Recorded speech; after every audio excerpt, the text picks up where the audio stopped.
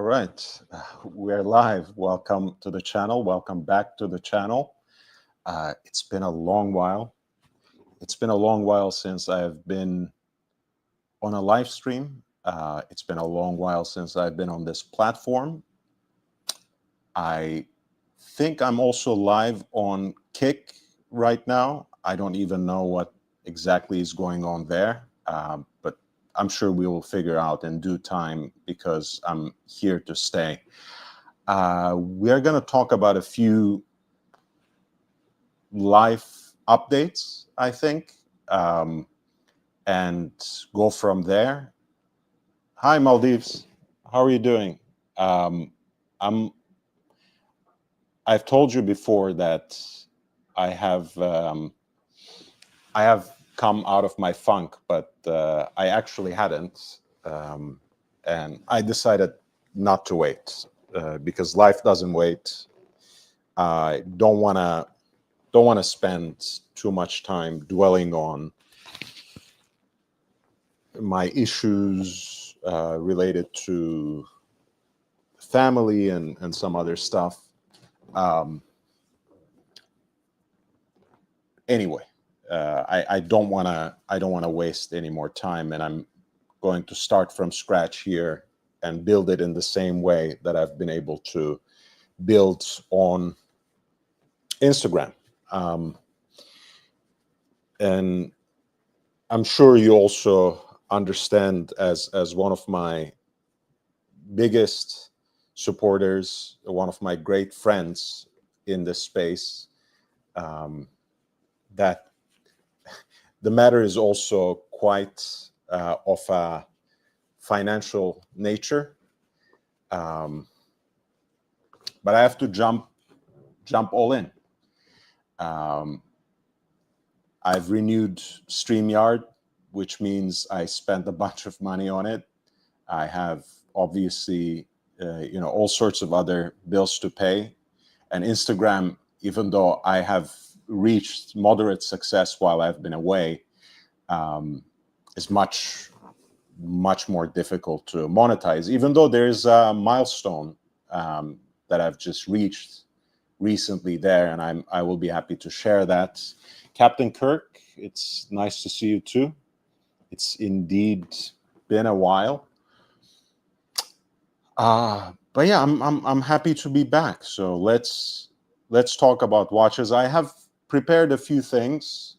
Maybe I will experiment with some other watch adjacent content too, if we can keep this going at our usual pace, and also at our usual level of stamina. I don't know. As you guys know, I don't necessarily care about the quantity of numbers, so that's not going to be an issue for me. But the quality of your spectatorship, of your companionship, is always extremely valuable to me. So let's dive right in.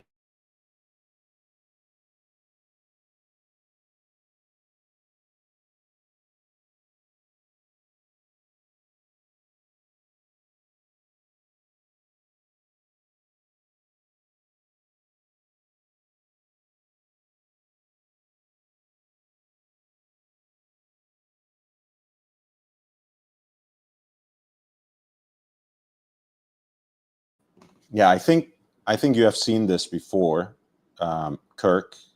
Most of the people on the channel must have seen it somewhere. This is my Royal Oak. It's the mid-sized reference 14800 BA. The only version of it that is actually made to be worn exclusively on a leather strap. So it can't actually be retrofitted with an integrated bracelet. And that's obviously, when you look at it from the history of this particular design and the tradition of integrated bracelet watches that have caught the horological world by storm a little less than a decade ago, that's obviously a drawback, but that just meant it was a great deal when I bought it, which has been almost a year and a half now. I like that it's an oddball. You guys know that I'm an oddball myself. I'm a weirdo, so it fits my general persona. But I just also like the fact that it is a neo-vintage piece, very modern, very much in line with that design, ultra thin, self-winding, but has a different kind of character, not only because it's all on a leather strap, but also because it is gold and on a leather strap. So quite balanced, sits very nice and flat on the wrist, but also looks kind of sporty because of the kind of strap that it came on, you know, brown with contrast stitching, and the so-called aviator dial, which is usually called military dial, but I had a chance to convene with the designer that you would know from the Royal Oak Offshore, Emmanuel Guet, who told me that he actually was the person who came up with the design with that particular arrangement, like the radial arrangement of the numbers, which are luminous, and that he calls it an aviator dial. So who am I to contest that? I don't have papers, so I don't know what year it is, but knowing that the design itself, the reference was introduced, 14800 was introduced in 1992. It was one of the 20th anniversary novelties, so to speak, for the Royal Oak. The so-called military dial, however, or the aviator dial rather, came up much later though, so in the late 90s. However, because this is luminous, and it still is, I assume that is from early 2000s. So that's what I can tell you about the watch. And I see a few people have already trickled in, so even if you don't appear in the chat, don't fret. I still love you. You don't necessarily have to make yourself known on this channel, but I would highly appreciate it if you could hit the like button, which always helps me a great deal.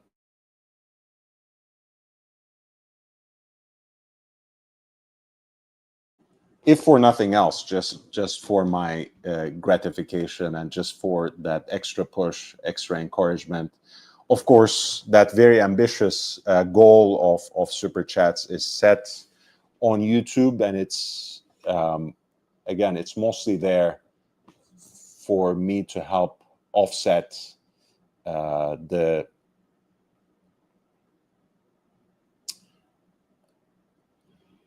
money that I have been putting on this channel, which, you know, has been considerable until now.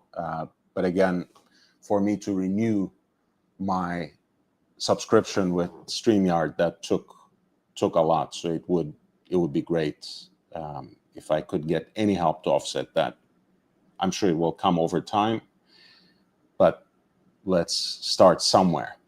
I thought, you know, usually when I do this on an everyday basis, I usually start with discussing a few more recent posts from my Instagram.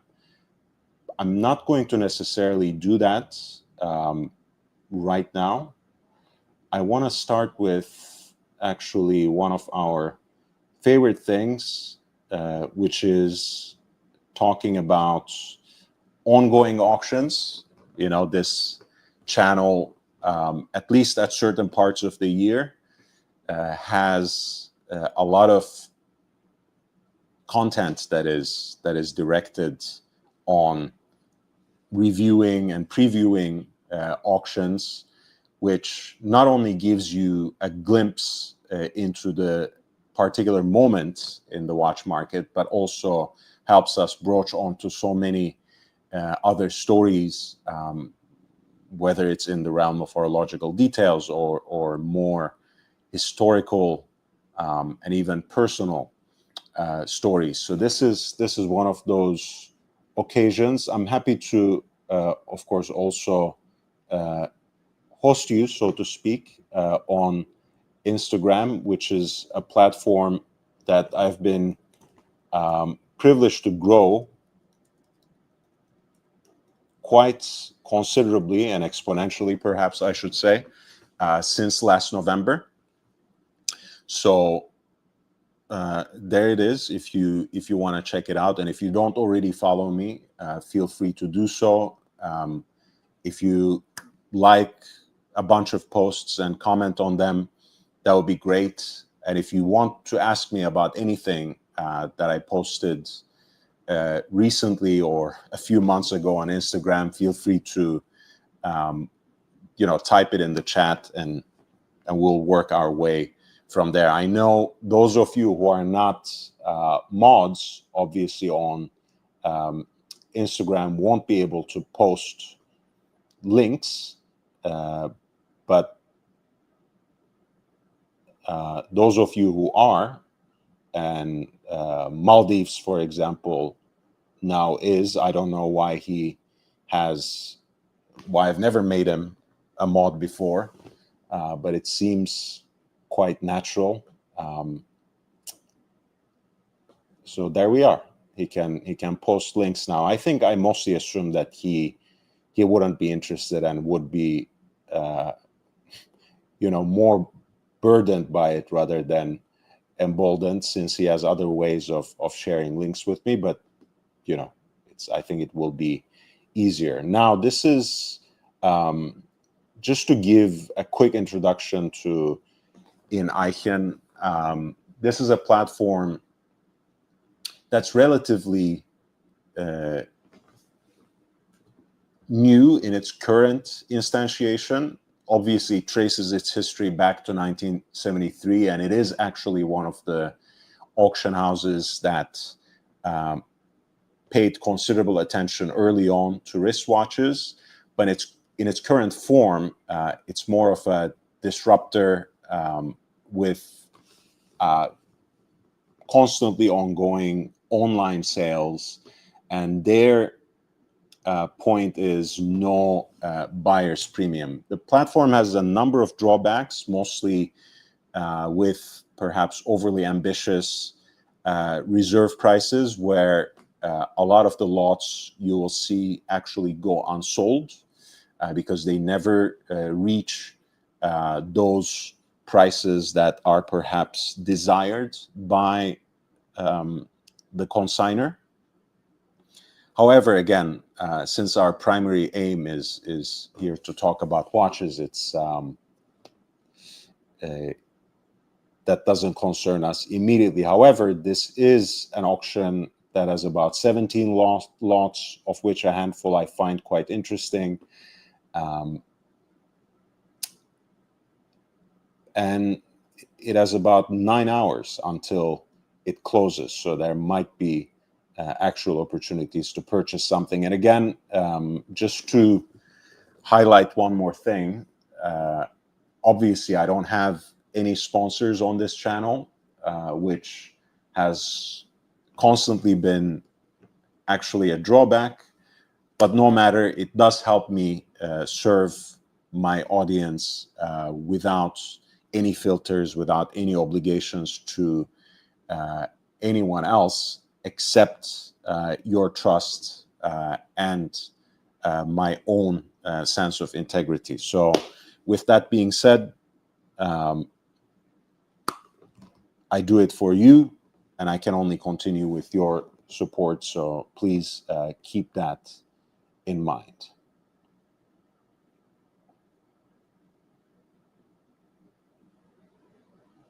Oh, Maldives, that's very generous of you. Thank you so much.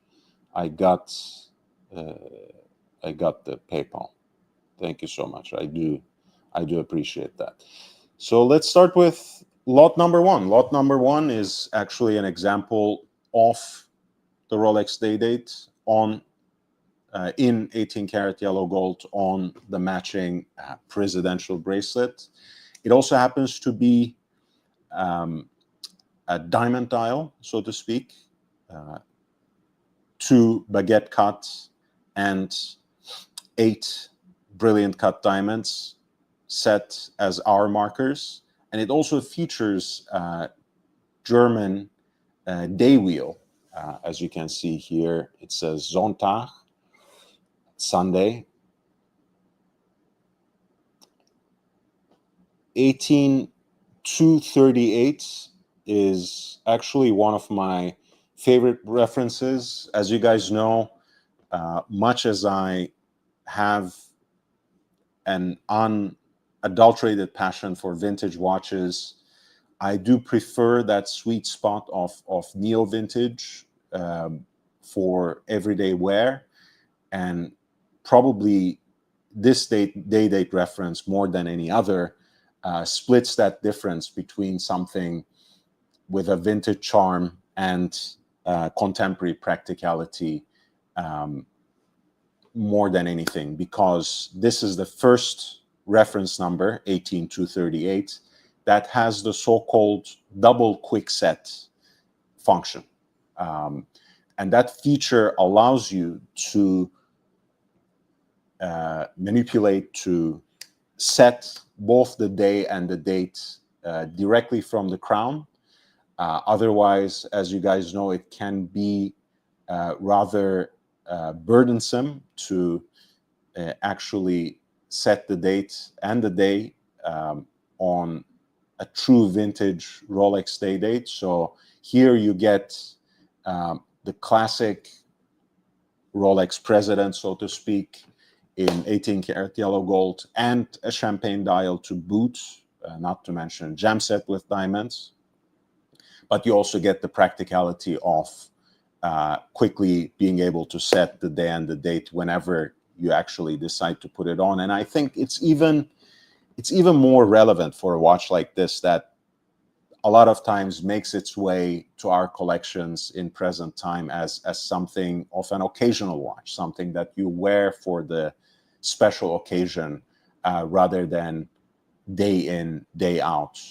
So all that practicality taken for granted, you can certainly wear this for every day, but if you just let it sit for an entire week or even a month, or even if you just bring it out in the holiday season, it will just take you a few minutes to set everything right, and you'll be on your way quite quickly.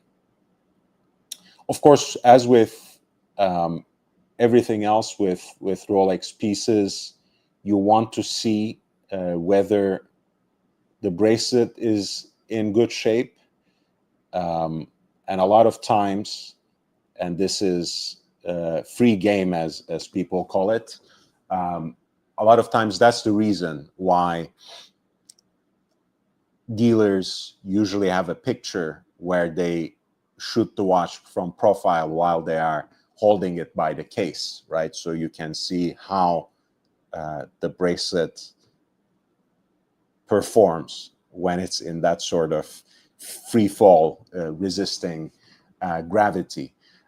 Sometimes even without need to that, especially for the presidential bracelet, you can get a sense of how tight or loose it is, and you can see it here more or less from the gaps that this bracelet has seen better days, right? It has quite noticeable gaps within and in between those 3 links, or 3-link configuration, I should say. So you should always figure that into the equation, right? Especially if you plan to wear it mostly on that bracelet. And I guess that's most of the charm of the day date, as it is of any bracelet watch.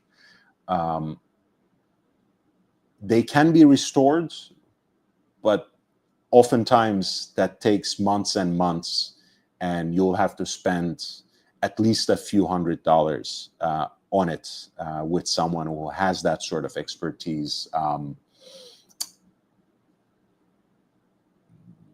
Michael Young in Hong Kong, for example, I think they also go by the name Classic Watch Repair. They provide great service. I've used them in the past.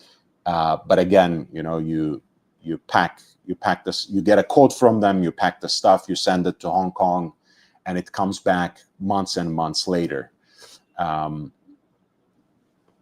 So just something to know before you take the plunge to buy a vintage or neo-vintage day-date with a bracelet that has gotten quite loose or that has simply seen better days. Bob NYC, nice to see you, man. Thank you so much. $4.99. Bought Caen Reverso Ultra Thin Duo Q378 2520. I absolutely detest the way JLC and Omega does these reference numbers.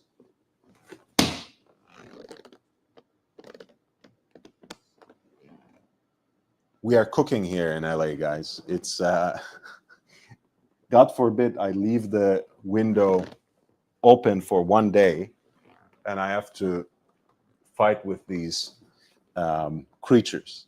Anyway, back to what Bob was saying. Saw Lenny Kravitz supporting one on stage and decided to try it as casual as well as a dress piece. Lenny Kravitz in the recent years has become one of the best ambassadors for the brand. I was hoping against all hope to perhaps, one day they will see me and maybe even consider me as an ambassador, but the ship has sailed because they have found just about the coolest guy. He actually wears a bunch of interesting stuff. Let's look at what Bob NYC sent us. But maybe then we can take a look at what he has been wearing on stage and elsewhere. This piece, I think, is one of the nicest things to come out of the 80th anniversary celebrations. I don't remember the exact release date of the Duoface, but I remember in 2011 they came up with an ultra thin in stainless steel, ultra thin in white gold, and ultra thin in pink gold that had pretty much this face. Obviously, they were all harkening back to that bare bones aesthetic of the 1931 watch that was branded Reverso or Reverso above anything else. So on the recto face, this is what you will see in the watch that Bob just referred to us. And the verso side, so the second dial, so to speak, is very intentionally differentiated from it, and also features an additional 24-hour hand, which serves, of course, as a day-night indicator. And the dual face basically turns the classic Reverso into one of the most organically available complications, right? It becomes a dual time watch, essentially, or what is in common parlance simply called GMT watch, where you can have one time zone in one and another on the other. face. And this has changed in more recent versions, but this particular reference actually has a pusher, as you can see there, right above the crown, which allows you to jump the hour hand in 1 hour increments. So you can, in fact, set the two faces of this watch to different time zones. And of course, on the reverse side, on the flip side, you also have a 24-hour hand, which gives you that indication too, in case you are tracking the time somewhere else. So you can use the recto face as home time, or local time rather, and the verso as reference time or home time, so to speak.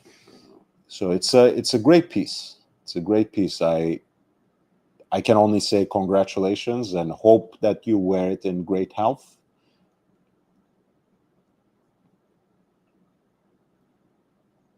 Yeah, Bob NYC says travel to Europe is exactly what I'm using it for. So it's very, the concept just fits like a glove the complication that is elsewhere, called travel time, that is elsewhere called GMT, that is elsewhere called dual time. So it's a perfect watch for that. I have posted. That's good. All I look at on my own Instagram is basically lingerie, watches, sports, and pop culture, so I can get some inspiration. So I hope that that did help you gain some inspiration as well. I do want to show a few things that I posted recently from Lenny Kravitz's own collection, where he was, in fact, doubling up. This is more recent, where he was actually just wearing a monoface, a very simple reverso,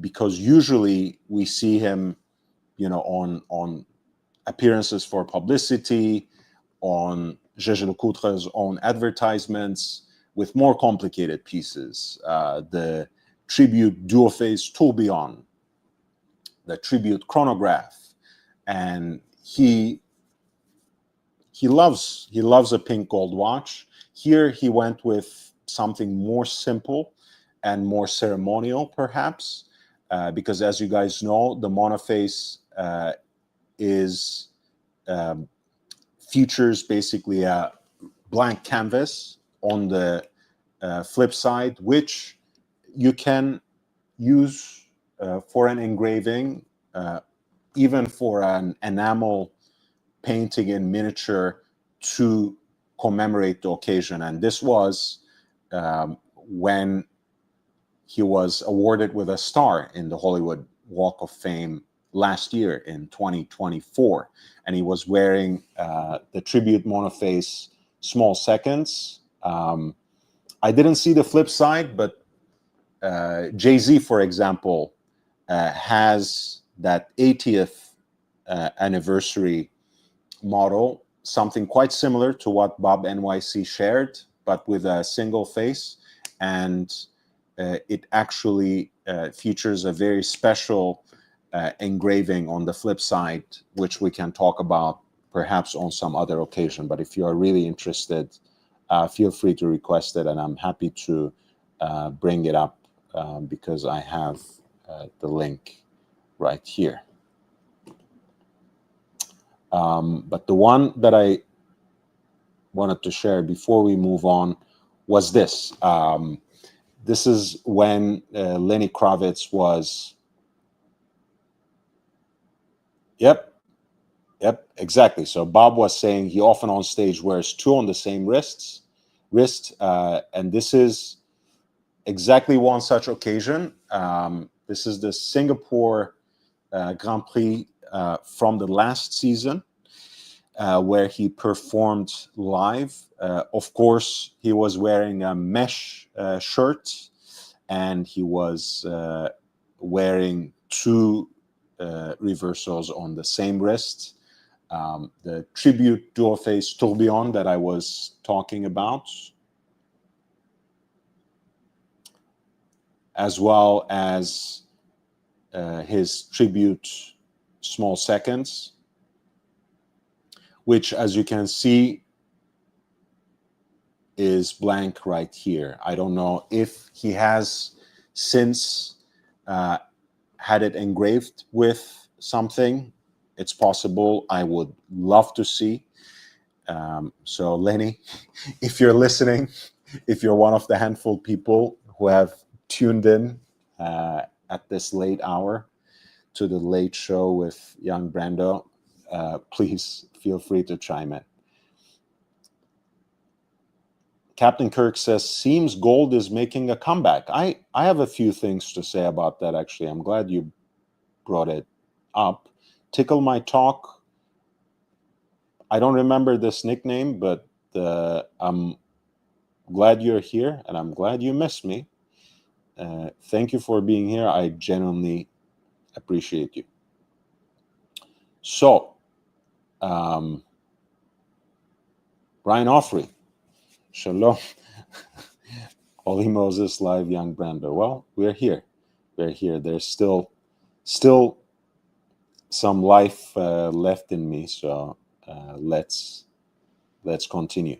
Gold is making a comeback for a number of reasons. I think you can, obviously, you can see it even at the entry level, right? There are a lot of brands these days that use the PVD coating technique to have gold-toned watches that are at that accessible entry point, right? The Tissot PRX is obviously a very easy example of that. However, for the most part, there's actually a quite deliberate reason, deliberate on the part of the brands, as to why you see more and more two-tone and precious metal watches. And that's simply because they can mark up those watches much more to a much higher price point than they can reasonably do with stainless steel pieces. And you would recognize this in many brands, right? You know, there are such obscene examples of a markup whenever a different case or bracelet material is in question, and that even goes for titanium. But when it's precious metal, and when it's perhaps platinum, you will see multiple degrees of markups, and it doesn't always.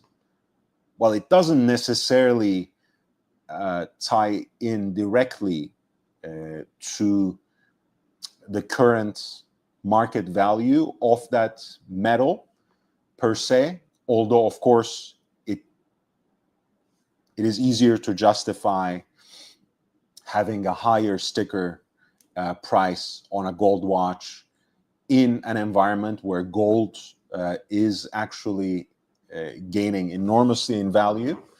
But you can easily see how that's not necessarily pegged directly to the current market value of the material in question, because platinum always has an even higher markup than gold, even though platinum in and of itself is worth less, at least currently, or last time I checked, I should say, on the market vis-a-vis gold.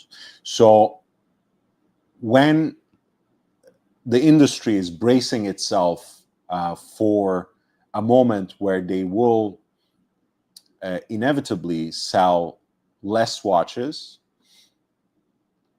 or even if they sell more, they're trying to make sure that they make more money, that they have more margins on every single piece they sell. And that's so much easier to justify when you are selling a precious metal piece, right? You might only be able to ask 10 or 15K for a luxury timepiece in stainless steel when you are even an elite brand like Rolex.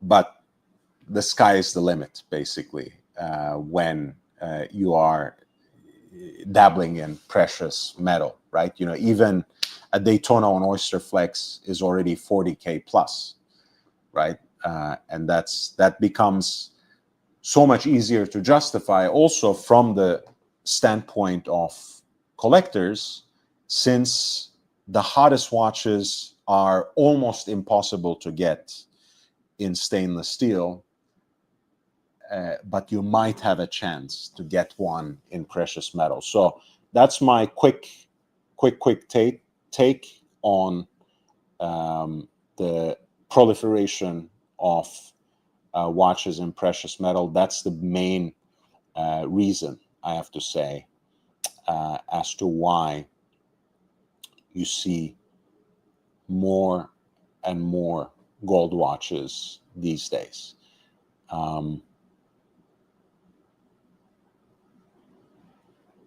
Yeah, so let's continue. We were looking at lot 1 of the current in Eichen auction that is going to close in a little more than 8 hours, let's say. And this Rolex day dates in 18 karat yellow gold on its matching President bracelet currently stands at 15,100. And it doesn't look like it has yet met its reserve. And that's something we had talked about. So it remains to be seen whether it will be sold at all. And I would say probably not, as is mostly the case in Eichen, because God knows they always feature an interesting selection. I always appreciate their curation, and perhaps part of the blame at least sits on the consignor side. I feel a lot of times the prices that they're expecting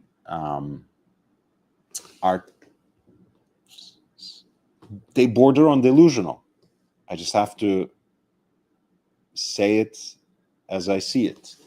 Lot 6 is a Patek Philippe annual calendar, reference 5146 in white gold. This is one of my favorite versions of what is a proprietary complication for Patek. They were the first brands to release, to serially produce this streamlined version of the most prestigious expression of a calendar watch, the perpetual calendar. Unlike a so-called triple or complete calendar, and much unlike a perpetual calendar, this is a watch that you adjust. You only have to adjust, you only have to correct once a year because it cannot account for the short month of February. The modern complete or triple calendar watches, you have to adjust multiple times during the year. Of course, a perpetual calendar, if you keep it running does not need such an adjustment until the next century. This piece is quite wearable, and I think it has a further edge in this particular configuration where it's mounted on a beads of rice bracelet. In white metal, it has, I think, still that elegant, complicated Patek look, but with a certain youthfulness, I have to say, if not necessarily sportiness. This is the old school sizing to a certain extent.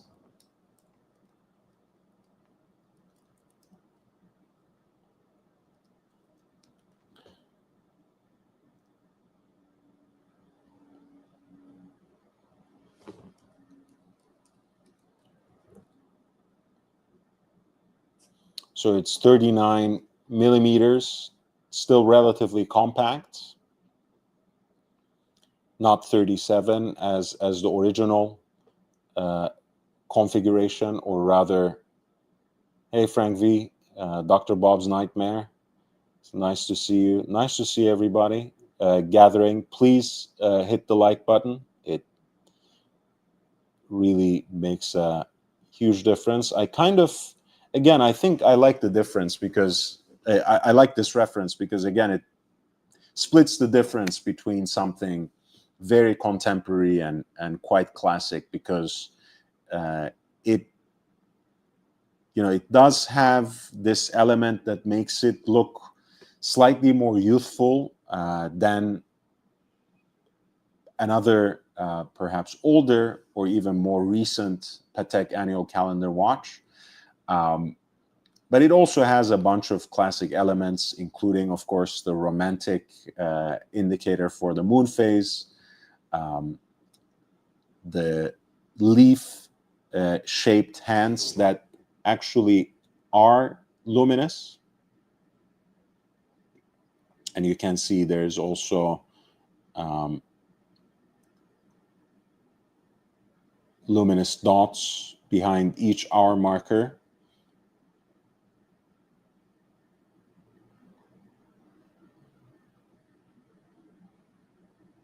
Some people don't necessarily like the dial layout for these watches and for the annual calendar at large.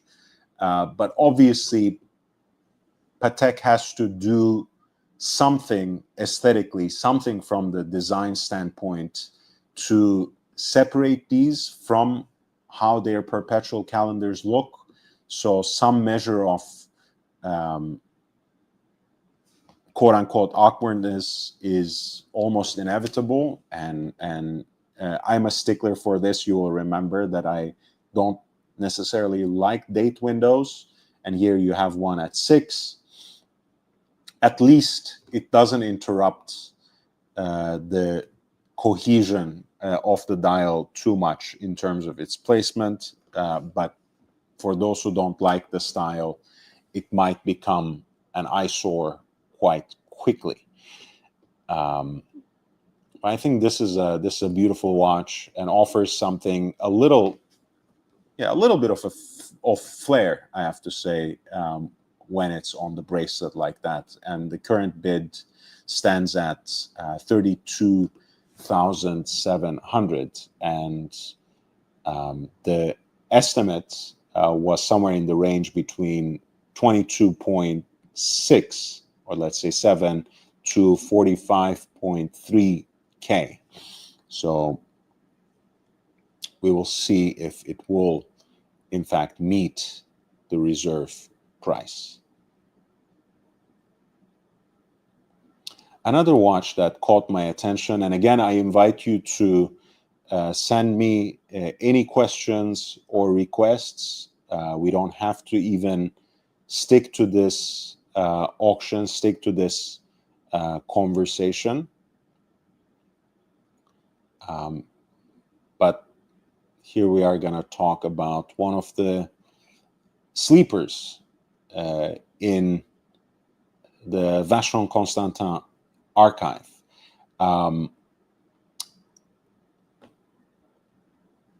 This is the Royal Eagle, and it actually, for its stainless steel examples, it offers a very interesting entry point into a self-winding chronograph by one of the so-called Holy Trinity of watchmakers, by Vacheron specifically.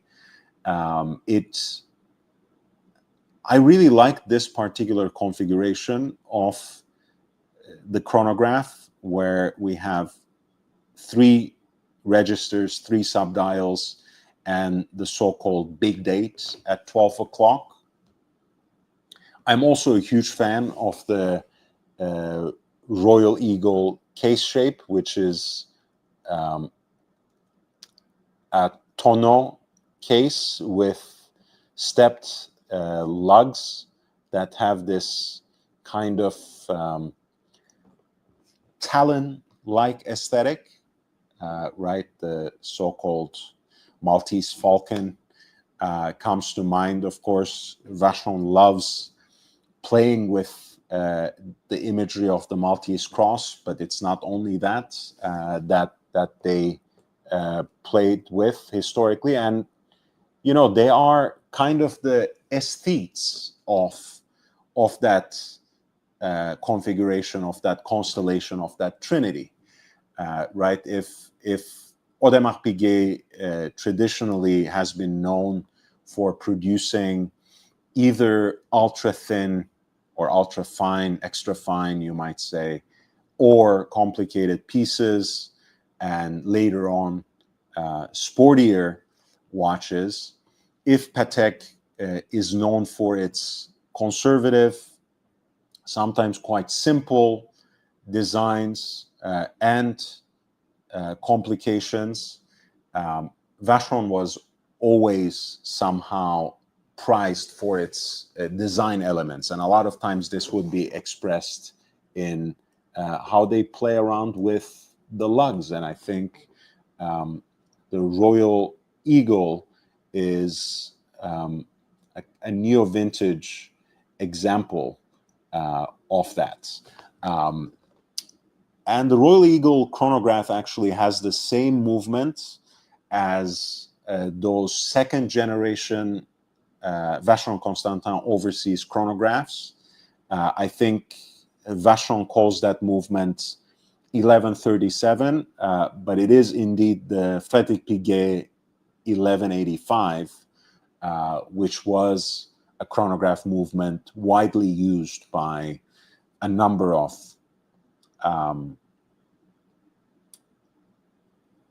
prestige watchmakers for their self-winding chronographs, and Vacheron and AP are some of those watchmakers. This is hey MCM, nice to see you too, man. I have to Google how to set the moon phase. Yeah, that's always a challenge, but it's part of the fun. I love having a moon phase on a watch. That's one of the reasons that makes me love my Universal Genève tri-compacts. This actually is a rather special example of the Royal Eagle. I was just telling you that it's really cool and accessible in stainless steel, but this is an example of it in 18 karat pink gold with a kind of chocolate/bronze dial. It's a US special edition, of which I believe 30 examples were made. And here you can see the case back engraving here. It says Malt Special US Edition. And I think, yes, the number is actually engraved on the left flank of the case. And again, I really, really like the shape of this case. You know, the classic barrel shape, but it has this sort of contoured profile. It has very special lugs, and I think it looks quite interesting in this particular example, where you have the somehow unbeatable combination of pink gold and a chocolate dial that never ceases to please.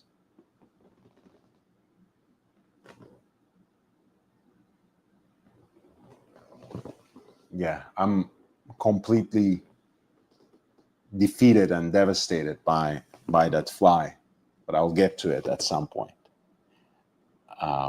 This piece actually had a pre-auction estimate somewhere between 8,800 to 17,600 in US dollars. And it is currently being bid at 17,000 with about 8 hours to go. I think this is one of the watches that will most certainly sell.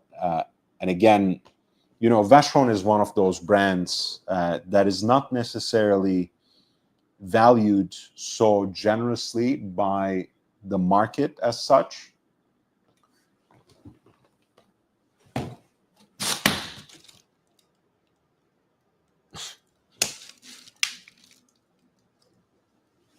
Incredible. That is not valued so generously by the market as such, but for their own collectors, it's always something special, especially when what's at stake is a limited edition or a special edition, and this is one of those pieces. So I'm not necessarily surprised that it will sell. And I want to share also two watches that I recently highlighted on Instagram by an esteemed collector of Vacheron Constantin, and that is Eric Ripert, the French chef of Le Bernardin in New York. And we all knew that he collected Vacheron and that he wore a second generation overseas with Arabic numerals for years, perhaps. But I wanted to highlight two pieces, one of which was well known in the sense that it belonged to him, because this was the watch you see right now on your screen. Dr. Bob says maybe a frog could help. Captain Kirk suggests a window screen. Hit me up with those super chats, baby. Maybe I will be able to afford a window screen soon enough. MCM says Royal Eagle chronograph is such an amazing value, especially in stainless steel. I wholeheartedly agree. And it also had a beautiful strap as we had seen it. Let's take a look at that watch one more time. Right here with that dark brown with contrast stitching in red, which picks up the red accents so beautifully, especially that fire red centrally deployed chronograph hand. Coming back to this watch, this is actually a limited edition, again, a US limited edition and a New York limited edition Vacheron Constantin piece at that. The Vacheron Constantin American 19 1921, has been part of their historique collection since 2008. But this particular version actually accompanied the inauguration of their boutique in New York. It was one of the 3 limited editions presented to celebrate the opening of their first US boutique, which was at the time located at Madison and 64th. And it was made in 64 pieces, and rather than the usual configuration of Breguet numerals and corresponding set of hands, this piece has oversized Arabic numerals and a cathedral set of hands. The cathedral hand usually has this divided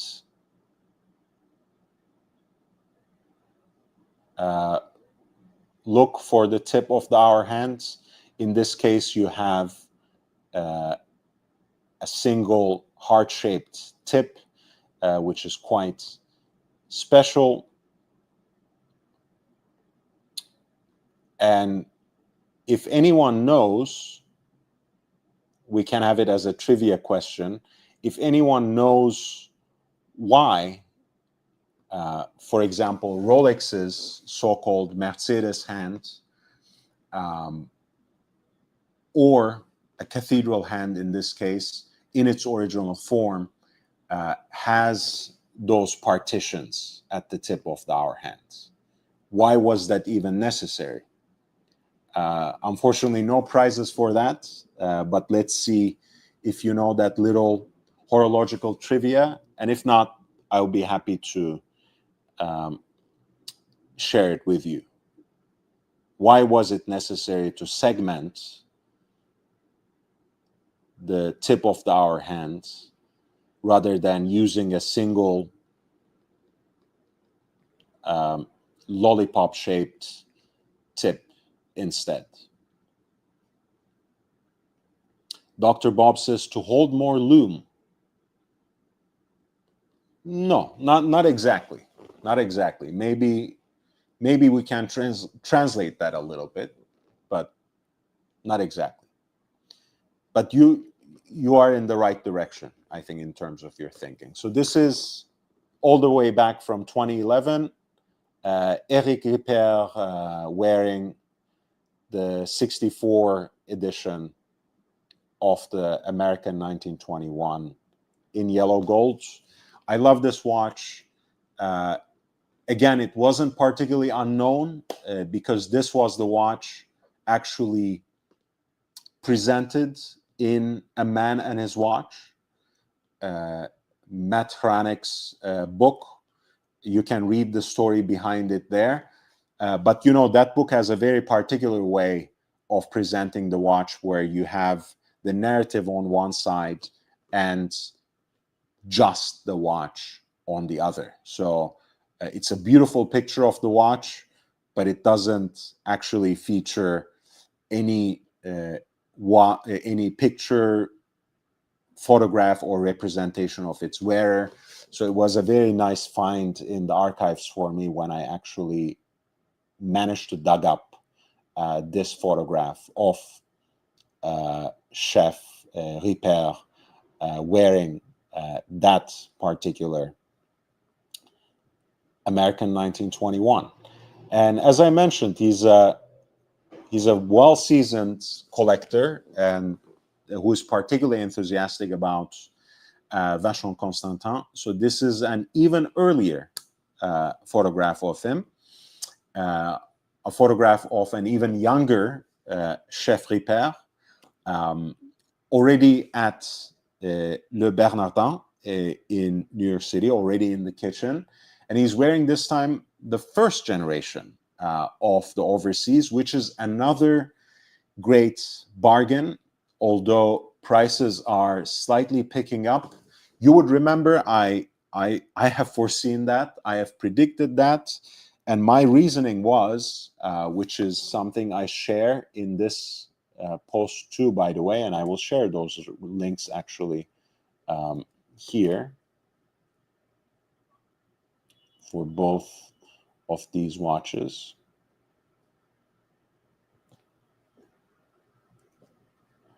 So if you would like to hit a like or leave a comment, it would be much appreciated. But yes, the first generation of the Overseas is still a bargain, but the prices have been trending upwards. And I had predicted that, saying that more than a contemporary Overseas, both in terms of its design elements, which are more minimalistic, and in terms of its more conservative proportions, more conservative dimensions, the first generation of the Overseas is a great counterpart to the 222, rather than just an earlier, quote unquote, lesser version of the contemporary Vacheron Overseas, which is much more robust, much more masculine in a way, and certainly way sportier. So it seems that at least some people in the market started discovering that, and prices have picked up. Just make sure, because there are different sizes, but even for the automatic, there are two separate sizes and two corresponding references, maybe four, and let me explain. The classic size, the full size, is 37 millimeter. It was released in 1996 as reference 42040, 42040. There was a slight update to the movement almost right away, and it became 14042. Sorry, 42042. So keep that in mind, right? That's the reference number for the full size. There's also another self-winding 35 millimeter version, and that has a separate reference number, which is 42050 or 42052. So if you're looking for the 37 millimeter, which again is, I think, perfect for this watch, it really puts it more towards the 222 on that spectrum of sports chic, rather than the second or third generation of the Vacheron Overseas itself. So keep that in mind. Great price. The white dial pieces, I believe, are the best bargain. I think the black dial is actually slightly more rare than the blue, but they would trend more or less the same, with the blue perhaps having a slightly bigger premium attached to it. And then there are salmon dial versions, which are my absolute favorite. And those are a thing of beauty, if you ask me. And I want to share with you, if I can find quickly an example of it.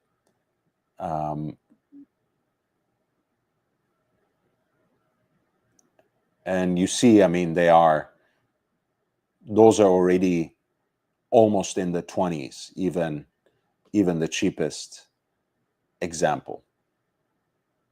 But it's absolutely beautiful. So I'll share it here.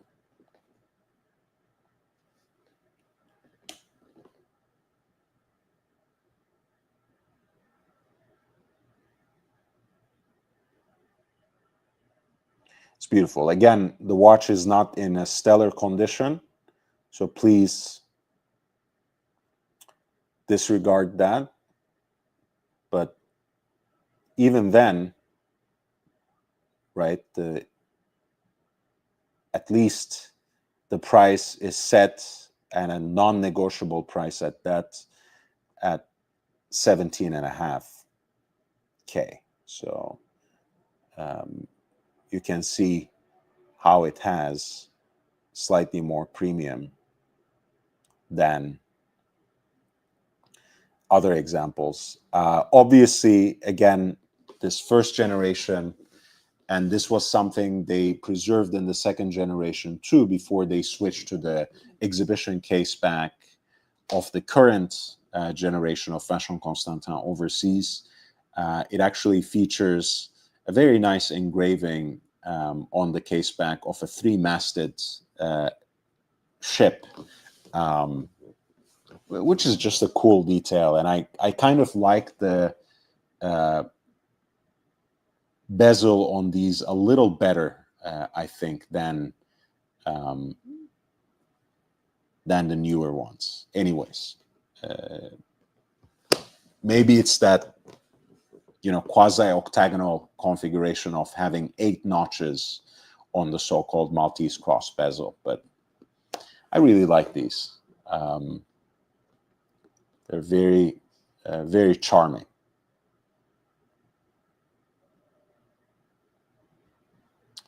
Amazing.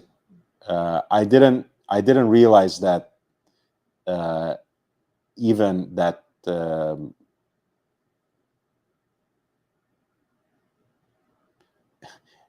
anyone was watching on the Kick stream, but I guess they are, because I already have a bot right there. We're going back to the In Eichen auction review. We were looking at lot number 9, which is a limited edition example of the Vacheron Constantin Royal Eagle chronograph, and the current bids on the watch is 17,000, with less than 8 hours to go. And I think it's a very interesting example. Again, quite niche. The piece is actually much more accessible in stainless steel whenever you can find it. But I guess for the right collector, this is a very nice acquisition as well, no matter what the price point. Thank you, by the way, for the 2 super chats. Captain Kirk, $5 window screen fund or fly swatter. I think I will get the latter, probably. And MCM, thank you so much. Great watches and watch talk. I really do appreciate you. Dr. Bob's has another suggestion. CO2 powered salt gun. MCM says Gen 2. Captain Kirk says better taste than Chef Ramsay. MCM corrects himself by saying, oh, Gen 1, because we were looking at Eric Ripper's watch choice. He does have a second generation overseas time and date in his collection as well. But I went, as I do, for the more obscure, and dug even deeper into the archive to see if I can find something special, and indeed I did. Here's another one, and it reminds me of my dear friend, Aussie expat. Maybe it will summon him. It's lot 14. It is the Miss Piggy itself. This is the Tudor Black Bay chronograph with the pink dial. One of those pieces that were produced to appease, I might say, their ambassador, David Beckham. As you guys know, he is part owner of the MLS franchise in Miami, Inter Miami.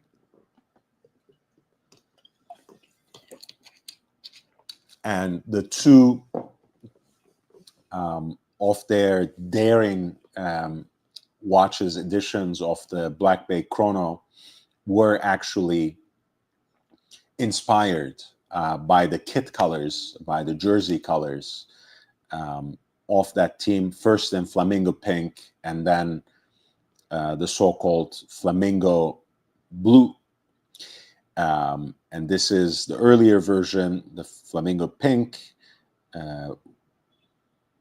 And, you know, in a way, the Black Bay Chrono is a great canvas for something football related, something soccer related, because at the end of the day, it does have a 45-minute counter at 3 o'clock, which corresponds to, of course,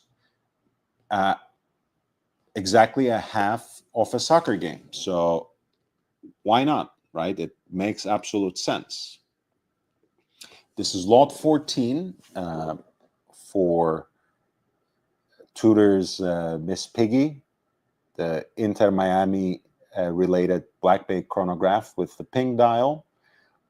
The pre-auction estimate was set in the range of 6,300 to 12,600 US dollars, and the current bid stands at 8,800, and the auction is about to end in 7 hours and 43 minutes. I actually want to share something here which frustrated me to no end, but I've gotten over it by now. I was actually the first person to discover when David Beckham, on day one of the championships at Wimbledon, wore a very special piece. I posted on this right away. The minute I saw the picture, I sat down and did my magic and put together a composition and wrote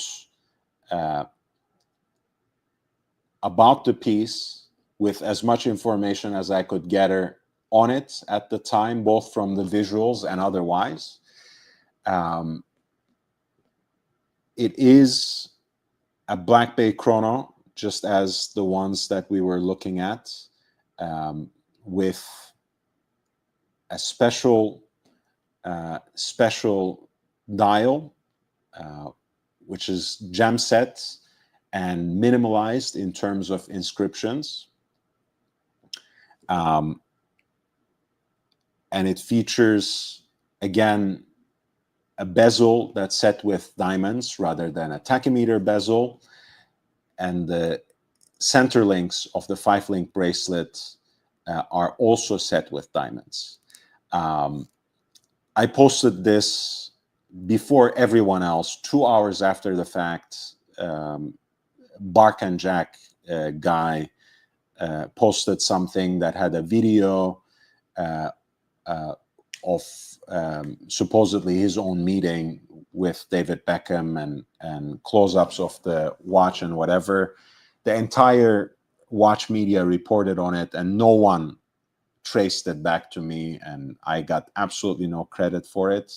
It's okay. I think the credit I got was in the number of likes. I have had posts that are even more popular, but the fact that it got almost 3,000 likes and I think more than 300,000 views, if not 450 or something, I can pull it up on my phone. That's already testament to the fact that everyone saw it, everyone knew it. They just didn't want to give credit to me because I'm not a big time creator like Bark and Jack.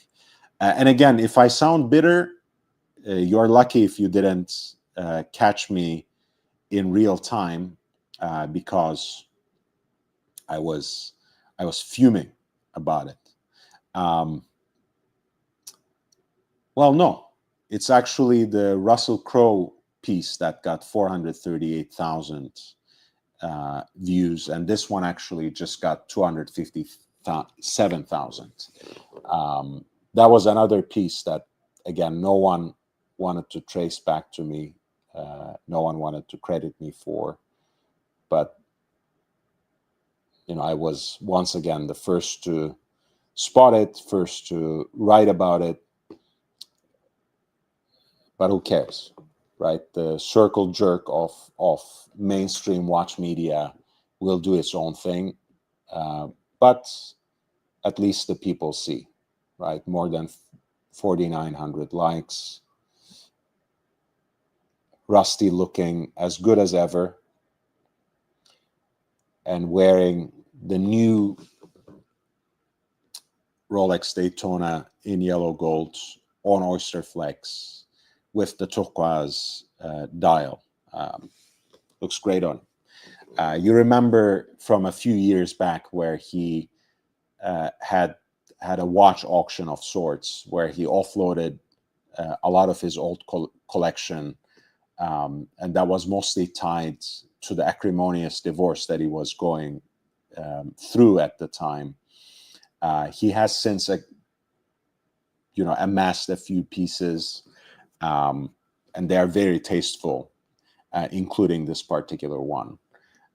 So I feel very happy for him, right? He has a beautiful girlfriend. He has great watches, once again, even better than the ones he had to sell. And he's looking good. So I look forward to seeing him more in more recent movies.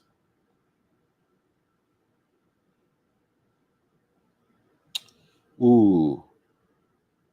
Ban user and delete comments. You can't advertise on my channel without my permission, no matter what your business is, and I don't quite rate what you do to begin with. So there you go, never to come back.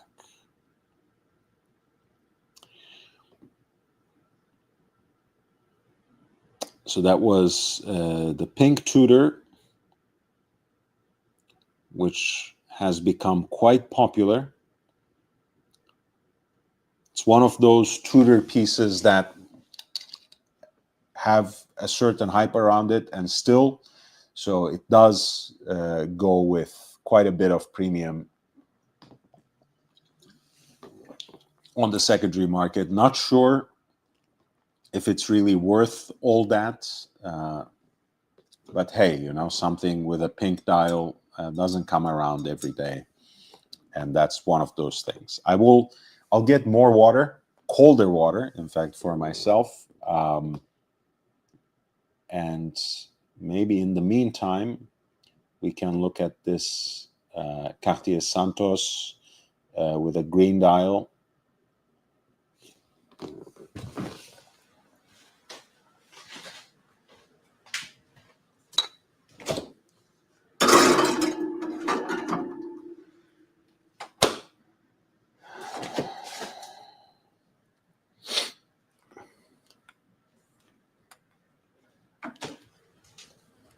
Okay.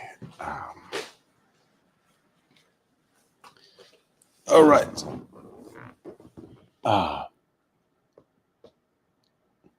Dr. Bob's nightmare said about Russell Crowe's Gold and Tiffany, not for me. I don't disagree. That's, to me, it might be, I don't know, it might be due to my penchant for maybe Native American jewelry that has that classic combination of turquoise with silver, right? So my eyes are trained more to appreciate the combination of that color with a white metal to begin with.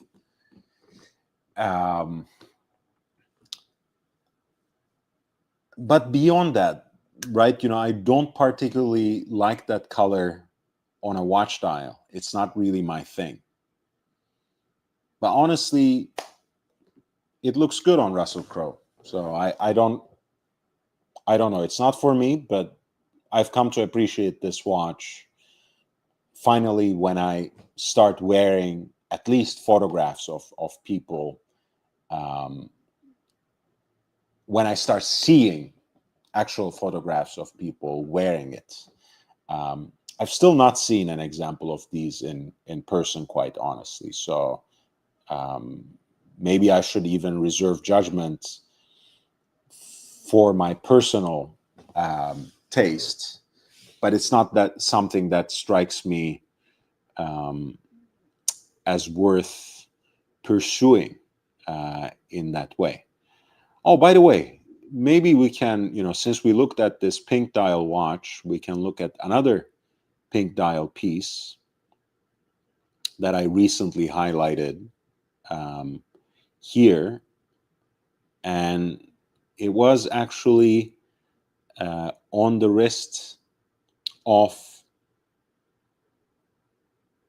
someone who is not a Rolex testimony herself, not a Rolex ambassador herself, but she is married to the Rolex ambassador of recent time.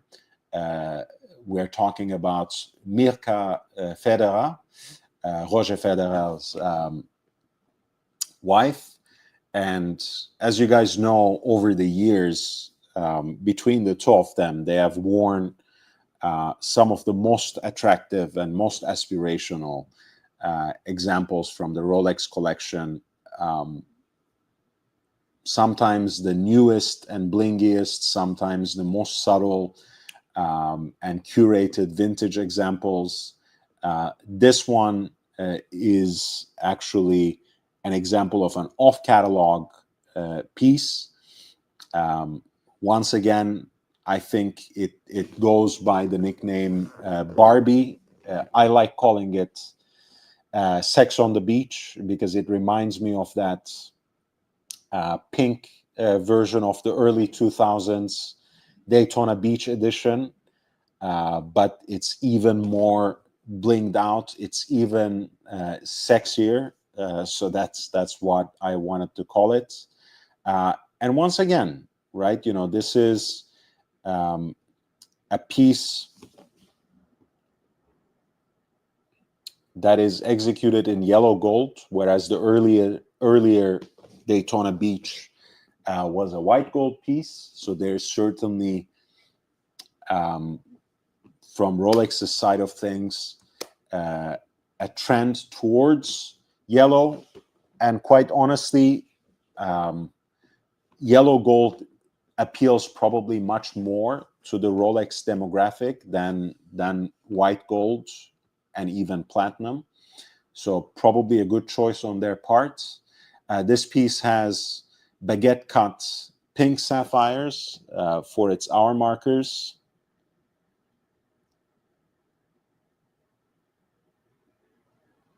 Trapeze cut sapphires for its bezel. And additionally, the lugs as well as the crown guards are encrusted with diamonds. It's one of those Daytona references that are presented on a leather strap with fixed end links. And I think it's very unique. Once again, it's not my taste. And I have to say, it's probably, I'm not the target audience anyways. It's a very feminine piece, even though I think it's been previously spotted on Mark Wahlberg's wrist. But there we are, Mirka Federer, during the recent Paris Fashion Week, before the Dior Homme show, which was the first one presented by Jonathan Anderson.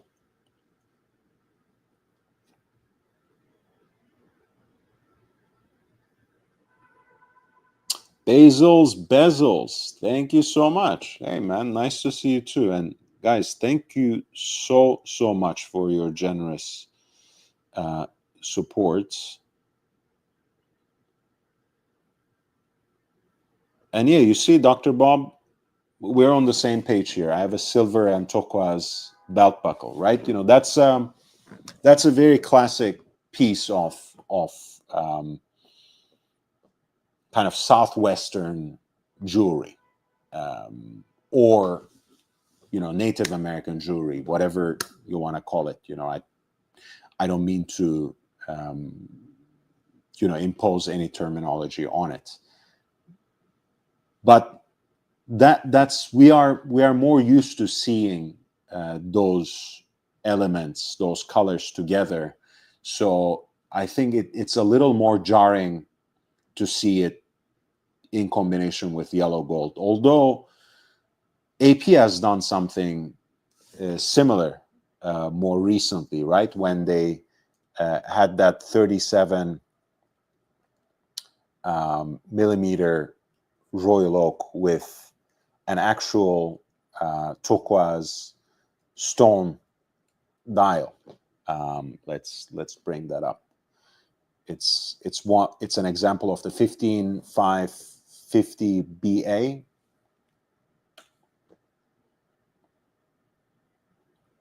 So you see again, maybe also intoning something that Captain Kirk has said, and that we have affirmed even with our own choices.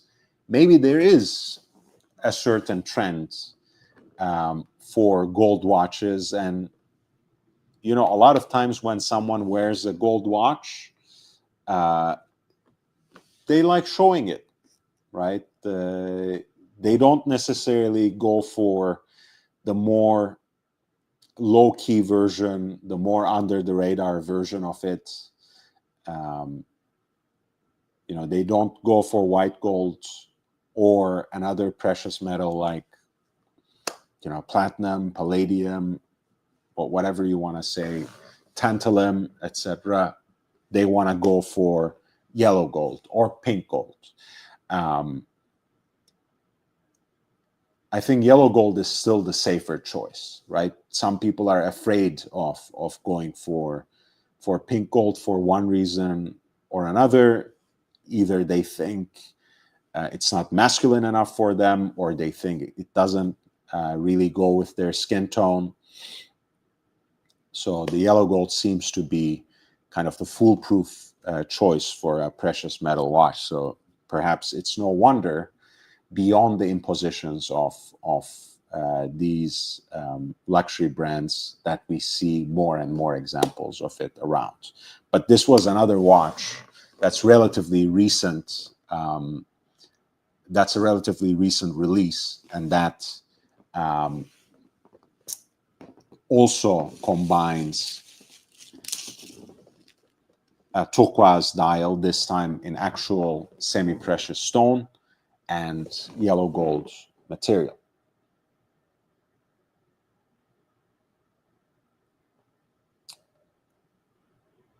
By the way, we are closing on our 1.5 hour mark. So if you have been watching the show and if you have enjoyed it, please hit the like button if you haven't already. As always, feel free to share the link. Feel free to share the link of this stream or the link of the channel with all the other enthusiasts that you know. I'll be here much more regularly. I have an upcoming episode soon enough on of RAR, so to speak, the Patek perpetual calendar chronograph reference 3970 will be our subject. References and auction results, right? We have a whole playlist of those shows that have some of my favorite content that I've ever produced, so I will share that with you as well, the playlist. And if you are just joining now, again, please hit the like button. That always helps me. And feel free to share all the links if you can. Here is my references and auction results playlist. If you want to go back and check out that material.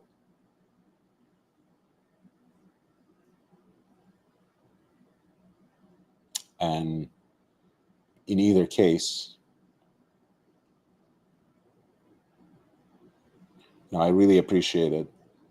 If you can help me gain further viewers on YouTube, by all means. If you can support the channel in, through any other means, again, thank you so much. But I'm here to stay either way. The Cartier Santos in medium is probably my favorite. I think it's the best size, and this is one of the less common versions of it, with a green dial, kind of a sunburst green. I think, beyond its proportions, you can already guess why I like the medium size a little more, precisely because it is a time-only watch, a three-hander. The symmetry of the dial is not interrupted, not disrupted by any date window or other kind of indicator. I really like it. The new Santos, when they released it, was one of the first contemporary watches to adopt this quick switch system. So for that reason, it's also pretty handy in terms of going back and forth between its bracelet, which is not integrated, obviously, since you can switch it out so easily. But it does feel one of the piece with the design. So the Santos always looks great on its bracelet. But it can be swapped. That bracelet can be swapped basically at will, because the bracelets are so easy to remove. And I think it's a great everyday watch in stainless steel. And, even though Cartier is still mostly recognized as a jewelry brand, even in the face of all the hype that has been generated around Cartier watches, both vintage and modern, they have the pedigree. They have at least the history in watchmaking, and certainly the Santos was, in fact, really the first men's wristwatch, after all, because the gentleman pilot Santos Dumont, the Brazilian, who was a personal friend of Louis Cartier, actually commissioned him to make him a watch that he could wear on his wrist in the cockpit, right? In the early 20th century, beyond, so-called trench watches, beyond those watches that were adapted to be worn on the wrist, wristwatches were mostly a woman's thing, right? It wasn't something for men. It was, so the Santos in its original iteration was one of those first watches that broke the mold and that made it even possible, if not immediately popular, for men to wear their watches on their wrist rather than carrying it in their pockets. Basil says, by the way, the quick switch feature for the bracelet is great. Even removing the links is super easy and requires no tools. And that's great for an everyday wear watch. That's an immense convenience. So at lot 15, you have a medium version of the Cartier Santos in stainless steel with the relatively unusual sunburst green dial. And the current bids for lot 15 stands right under $7,000, $6,950, with less than 7 hours and 20 minutes to go. And the pre-auction estimate was set in the range between 3,800 to 7,550 in US dollars. I do apologize, right? I am, you guys know my usual rhythm, my precision, my fluency, so to speak, in these live streams, which I have to regain. I have fallen out of shape, so to speak, having not done a live stream for so long. But I'll find my legs quickly enough. This is lot 16, and it is a version of the Bulgari Octo.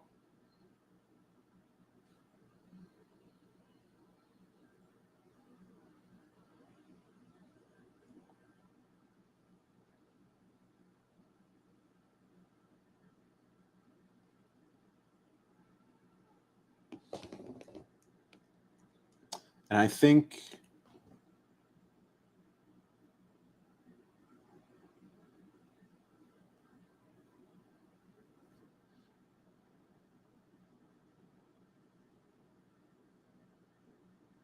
this is a limited edition, in fact.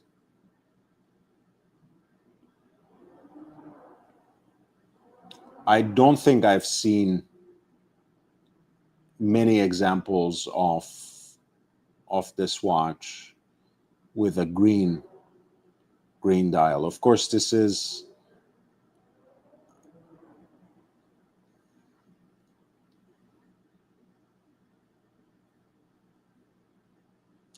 not the Octo Finissimo, right? It doesn't have the micro rotor movement.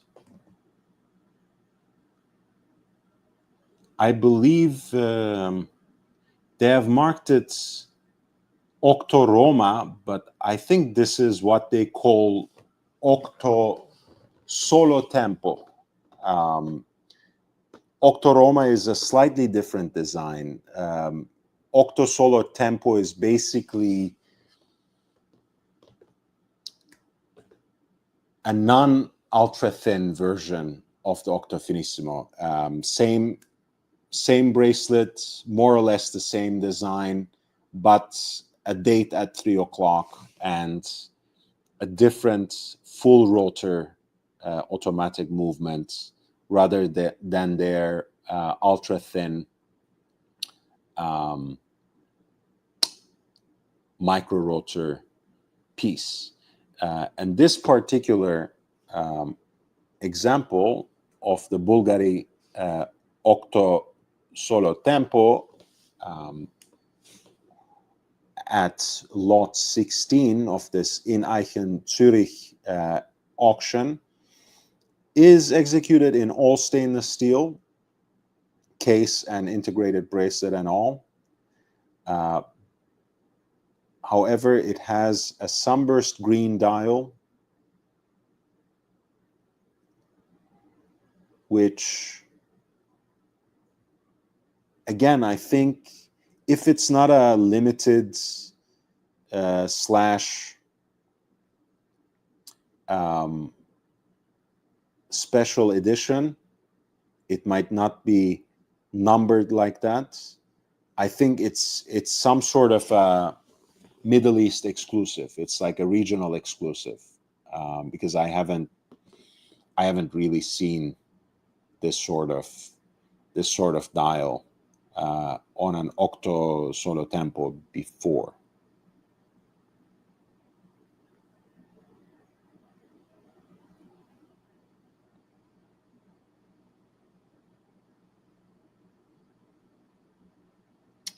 And this piece is currently being bid at 5,550. The pre-auction estimate was somewhere between set between 3,800 to 7,550 in US dollars. Now, I'm closing on 2 hours soon enough. I might go a little further with your encouragement. Maldives has been already very generous, and the 4 of you who have given super chats to me, Bob NYC, MCM, Captain Kirk, and Basil's Bezels, I really appreciate you too. But I don't know how far, how much longer I will go, how far I will go on this particular night. But if you have any special requests in the next 15-20 minutes, please don't hesitate to share them with me. Please don't hesitate to send them in the chat, and I will try to see if I can help you with that, if I can answer any of your watch-related questions. But at any rate, again, I really, really appreciate that you welcomed me tonight, that you helped me so generously. And again, I have mentioned earlier in the live stream, so I won't bore you much often. Obviously, you know, I have moderate success on Instagram, but I haven't really been able to efficiently monetize it yet, even though I'm on that threshold where it's coming and where certain things have already happened, which I will be happy to share in the next live stream. So I need some cash flow. I'm certainly coming back to YouTube for that.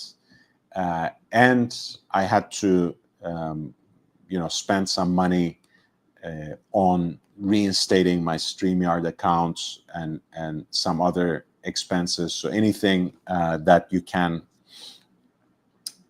give to the channel would be very generous and very helpful for that. And again, I genuinely appreciate the 4 people who have super chatted in this session, and above all, I Heart Maldives' generous donation as well. We're looking at yet another lot from this Inaichen Zurich auction that is concluding in a little more than 7 hours. This is lot number 13 for Frank Müller Conquistador chronograph. It features a classic tonneau or barrel-shaped Frank Müller case that has kind of a stepped look, as you can see here. And of course, it's that classic Roaring 20s design with exploded Arabic numerals. What you're looking at is actually a chronograph, so it does interrupt those numerals at 3 o'clock for a 30-minute counter, and at 9 o'clock for a 12-hour counter. There's also kind of a porthole style date window at 6 o'clock, which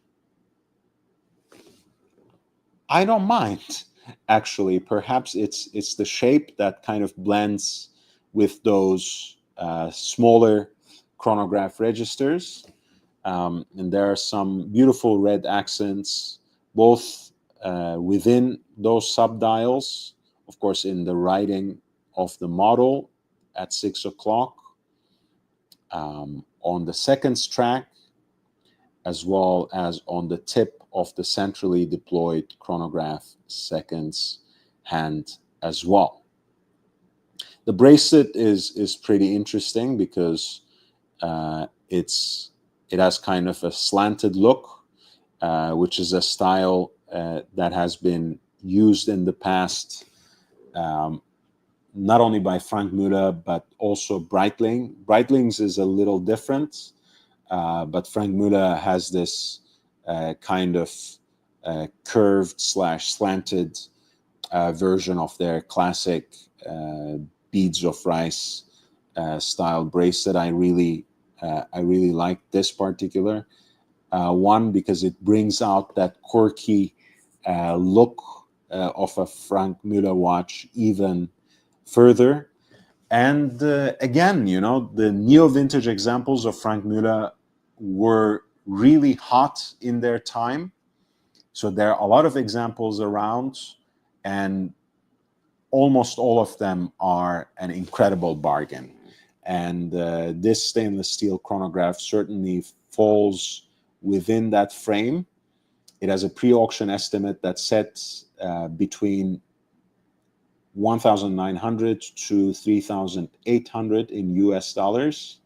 The piece is currently being bid at $2,150.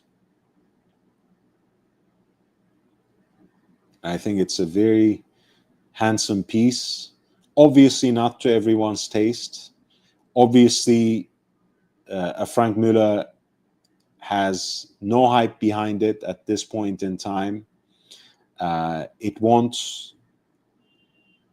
you know, it's not a very popular watch or brand after it has crashed and burned in a way. But if you like the style, if you enjoy its aesthetics, the secondary market is full of all different styles and genres of Frank Muller watches in all different colors of gold and different materials, different kinds of complications. And really, the world is your oyster if you actually like these. And this Conquistador chronograph at lot 13 is actually a great example of that. All right, I think I'm going to close in a few minutes. So if you don't have any last minute requests or questions, or rather, if you do, please feel free to send them now before it's too late. But I'll be with you tomorrow. I might have a special guest. I will most certainly have an interesting piece to show you and an important milestone to share because of what, or thanks to what I have achieved with your help and with the help of my audience on Instagram. So I look forward to that. I'll spend these last 7 minutes just talking about some of the different pieces that I showed on Instagram recently. This is Björn Borg from earlier today, or rather from yesterday at Wimbledon. You might know that he won the gentlemen's singles title 5 consecutive times between 1976 and 1980. So he's one of the absolute legends of tennis, of course, at large, but of Wimbledon in particular. So it was great to see him there in the royal box. And he's a Rolex guy, right? You know, he has been an ambassador since 2013, but he has also worn Rolex watches for decades before that. And he has a particular penchant for the Rolex day dates because he shares a birth year with that model. Björn Borg was born in 1956, and the Rolex day date was officially released in 1956. So it feels almost too good to be true, this particular story between Björn Borg and Rolex day dates. And when he became a Rolex ambassador finally in 2013, this particular reference he was wearing yesterday at Wimbledon was recently released. And this is the reference 118138. It's a day date 36 that is presented on a leather strap with fixed end links. It's a very Rolex watch in the way it combines gold and green, right? It has a beautiful sunburst, deep green dial. It's complemented by, again, a richly green alligator strap. And of course, it is executed in 18 karat yellow gold with matching déployant clasp as well on the strap for closure. I really like this watch. I love this watch on him. Sir Jackie Stewart has also the exact same model too. I think it's a brilliant version of the day date. And I know, again, you know, the classic version of this is a bracelet watch, and I see the appeal, but I think there's something very classy and very elegant that stands out when a day date is put on a leather strap, or when it's originally presented, as is the case here, on a leather strap with fixed end links. I really like this particular version.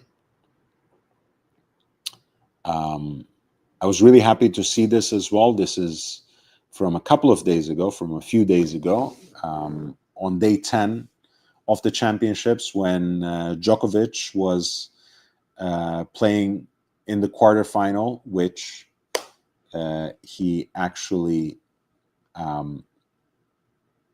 passed, so to speak. He is gonna play his semifinal, I think, today, if you think of the local time. This is Jelena Djokovic, who is his wife, who has supported him for decades now. I think for more than 20 years in his tennis career. And unlike Djokovic, of course, unlike Novak, he has an endorsement deal with Hublot, as you guys know. Jelena is not bound by such endorsement deals, so she can freely wear what she actually wants, and that happens to be an Audemars Piguet Royal Oak double balance wheel open worked. This is one of those pieces that has a 37 millimeter case. It is an 18 karat pink gold, and it is absolutely delicious.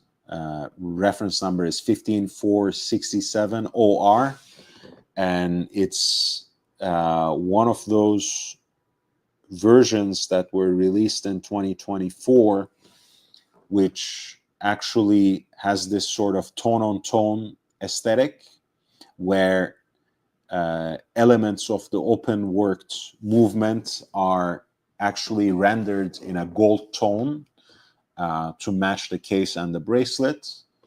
And there's that subtle, but I think delightful detail as well of a deep purple flange here. And the full set of these watches actually also has a purple, an extra purple strap that accompanies the bracelet. So that is something that can bring out further that flange or that chapter ring, as people sometimes casually call it. I really like this movement. Of course, the double balance wheel usually has the 31-21, I think, movement, but this is the smaller version of that movement, which is, wait, I want to double check.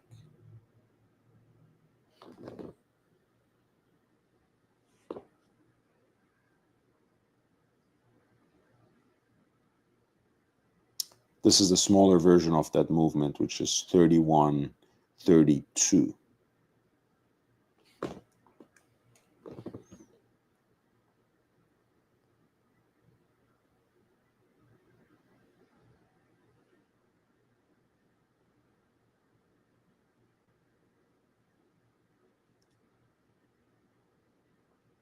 Hey, Dodger. Lovely to see you, man. I was just about to leave, but I have a few more minutes, so I'm happy to spend those 4 minutes with you. But I'm back, and I'm back for good. Back for good. I'll be holding my regular live streams again, so it will be great to see you guys. And double balance wheel doesn't get enough credit because, in a way, it's just a cool Royal Oak, right? Whether it's the 41 millimeter case or 37, its aesthetics are already quite appealing, so people don't necessarily think about the technical ingenuity behind it. But I appreciate it because it's actually it features right there. You can see by that Batwing style open worked balance bridge. It has a doubled balance wheel and balance spring mounted on the same axis to increase the stability and precision of the movement. That doubling increases the mass and inertia over and against the use of a single balance assembly. The two balance wheels essentially regulate each other by compensating for each other's rate errors. So, it's one of those open worked watches that look cool because the skeletonized aesthetic is appreciated certainly by a certain kind of wearer or collector, you might say. But here it actually demonstrates something. It actually shows something. It actually has kind of a chronometric ingenuity that is laid bare for you to see. So it's a fantastic watch for that. I'm gonna discuss one more thing, since we're on the subject of open worked APs, and then maybe take my leave. But please hit the like button. I see there's a number of people who have just joined. I will be back tomorrow, probably around the same time. Maybe I will try earlier, who knows, depending on my mood, but I will most certainly be here, and I will schedule it ahead of time this time. If you want to contribute to the channel, that's great. It's much appreciated. And I God knows I need it. But if nothing else, please hit the like button. Please feel free to share the link. The more subscribers, the better. I want to carry some of the momentum I built on Instagram, here to YouTube as well. But I need your help too. So if you can do that, it will be well appreciated. And to close things off, the album came out today. As you guys know, Pharrell, beyond being a larger than life figure in pop culture today, is a producer with one of the best pedigrees, and the album he produced of the rap duo Clipse has just come out. It's called Let God Sort 'Em Out. It has already been making the rounds through the 2 officially released singles, but also some of the leaked tracks and segments as well. It's a cracking album if you're into the genre. One of the best examples of late in lyrical rap that takes both luxury and coke as its subjects. But I wanted to do a throwback post where I dug up this picture from 2002 of Pharrell Williams, where he's at a PlayStation 2 party in West Hollywood, and he is wearing an OpenWorks Royal Oak Perpetual Calendar in platinum. This is a reference 25636 PT that he actually sold on his own platform, I think a few years back, already in 2022. So I have a closer picture of it here. Oftentimes the platinum examples you will see with blue rings for the subdials. This particular example has the gray ones, silver gray ones, which I think give the watch a very subdued, elegant, quote unquote, a quiet luxury look here. And again, having a perpetual calendar in OpenWorks exhibition, I think is always a great look as well. And again, if you're into that, there are all sorts of gears you can see that add some technical aspect to the aesthetic appreciation of the piece. Dodger, thank you so much. We have 10 Polish zloty, I want to say, is the currency. Van Lux, it's nice to see you too. Nice to have a good watch talk show back. I appreciate it. I appreciate to be here, and I appreciate to be with people who actually take something from that watch talk. And of course, going back to Pharrell's piece, it's even more special now because on the 150th anniversary of the manufacture, now the legacy caliber that was the beating heart of the Jumbo itself, but also of perpetual calendar watches for the Royal Oak, has been officially and completely retired. So you won't find anything like this anytime soon. Look, there are a lot of great and ergonomic and utilitarian things about the new generation of AP perpetual calendar movements that I won't deny and that I won't talk about in detail tonight. But for those who appreciate that heritage, find something in that legacy, it's an important moment. And of this particular reference, 25636, only 41 examples were made in platinum. So this is a very rare piece. And you know, you really got to give it to Farrell. He was really one of the pioneers of wearing these sorts of watches in cultural spaces. He